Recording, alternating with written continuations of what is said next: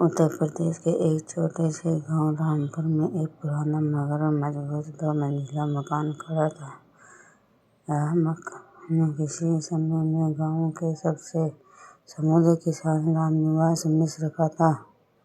रामनिवास जी के 4 बेटे थे, शंकर, रघु, गोविंद और मुकेश। एक बेटी भी थी, सुशीला, जो पास के कस्बे में ब्याही गई थी। रामनिवास जी का परिवार एक संयुक्त परिवार था। लगभग 22 सदस्य एक ही छत के नीचे रहते थे। खेतों का काम, घर के बच्चों की पढ़ाई, रसोई, पूजा पाठ सब एक साझा व्यवस्था में चलते थे।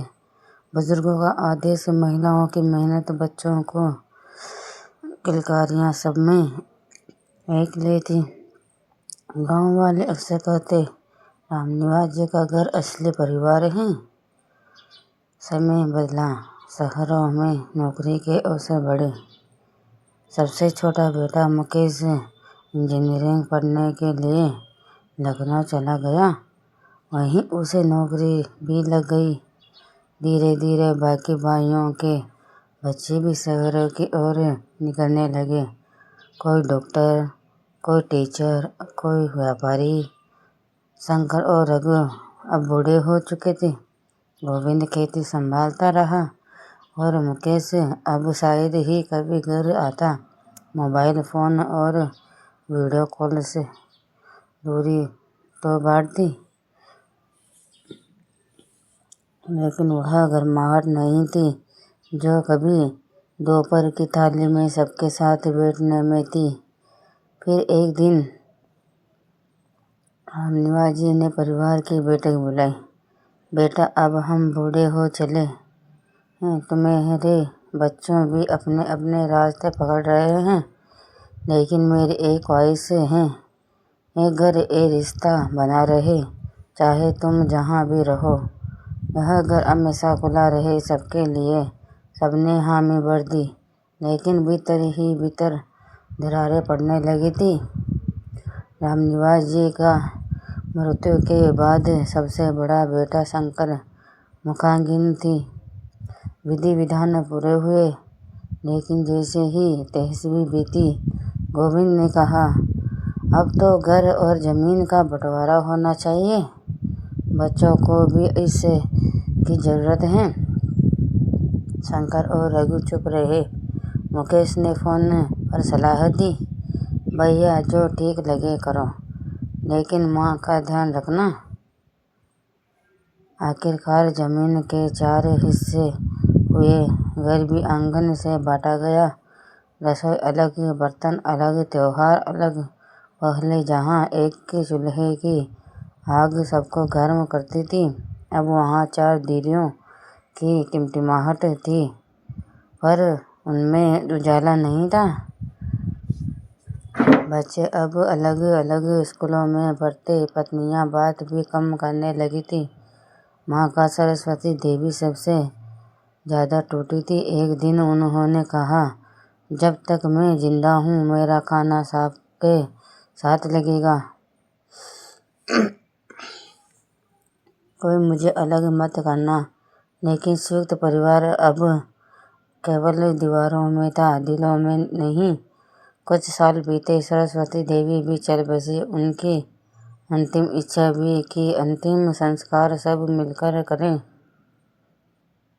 वह दिन था जब पूरे परिवार ने फिर एक साथ बैठकर खाना खाया, लेकिन आंखों में खुशी नहीं थी, केवल एक अजीब सी चुप्पी। शहर में बस चुके बच्चे अब गांव बहुत कम आते।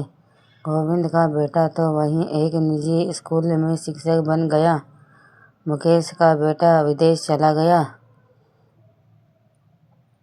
एक दिन गांव में बाढ़ आई गई, कहीं घर ढह गए, लेकिन रामनिवास जी का घर जो मजबूत ईंटों से नहीं बल्कि रिश्तों से बना था, अब बिखरने लगा।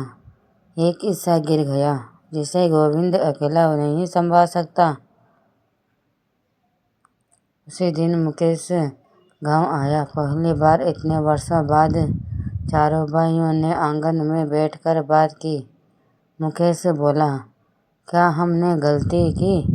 क्या हमें अलग नहीं ढूंढना चाहिए था?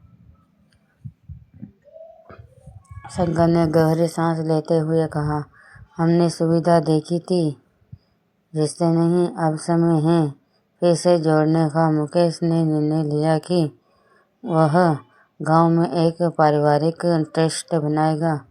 सब भाइयों ने अपने हिस्से की जमीन से थोड़ा थोड़ा देकर फिर एक साझा खेती शुरू की। बच्चों को बुलाया गया। सबने एक बेटे की पुराने एल्बम निकाले गए। दादी की कहानियाँ याद आए। गोविंद की बहू ने कहा, माँ जी की रेसिपी मैं आज सबके लिए बनाती हूँ। फिर से एक चूल्हा जला। फिर से आंगन में चौपाल लगी। बच्चों ने मोबाइल एक तरफ रख दिए और घर में फिर एक बार गुजिया खाना लग गया था। कुछ महीने बाद रामनवमी का त्योहार आया। पूरा परिवार इकट्ठा हुआ। गांव वालों को बुलाया गया। रामनिवास जी की तस्वीर पर माला चढ़ाई गई। सबसे बड़ा पोता आरव बोला, हमने सीखा कि परिवार रोने से नहीं, साथ जीने से बनता है।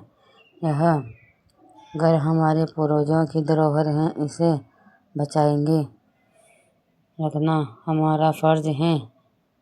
हम फिर से संयुक्त परिवार के रूप में रहेंगे, भले ही शहर में हो, लेकिन दिल से जुड़े रहेंगे। तालियां बाजी, कुछ आंखें नम थी।